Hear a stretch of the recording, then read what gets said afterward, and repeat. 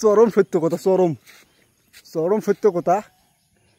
আরে বাপ রে বাপ, এত নিরিবিলি এলাকা কেমনে হয় ভাই? হ্যাঁ, একটা মানুষ নাই আশেপাশে। হ্যাঁ, ওরে বাপ রে বাপ, এটা কোনো কথা? মুই সানগ্লাস নাগাইলে দেখাই পাচ্ছ না কোনো কিছু, আর সানগ্লাস ছাড়াই ভালো দেখছো মুই। আরে দেখ, মুই সানগ্লাস ছাড়াই ভালো দেখছো। হ্যাঁ, ওরে বাবা, এই ভিউ যদি মুই সানগ্লাস ছাড়া দেখো তাইলে ফিলটা কি জানিস?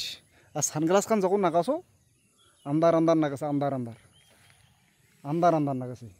মুই তো আন্দার আন্দার দেখছাও না, মুই ক্লিয়ার দেখছাও। এটা কাছে ভাই ওটা আর এখন বড় পাহাড় আছে, ওইখান গেলে তো আরও ফিল হবে ওইখান। ওরে বাড়াবে এই এলাকা যদি মুই শালার এই এলাকা থাকিম নাকি? এই যে একটা কোনো এক পাহাড়ের চূড়াত মোর গেঞ্জি মেঞ্জি আছে ওইলে বেশি বেশি রাইত বেলা কাটাই দিম নাকি? তাই ভাবছোং করিম।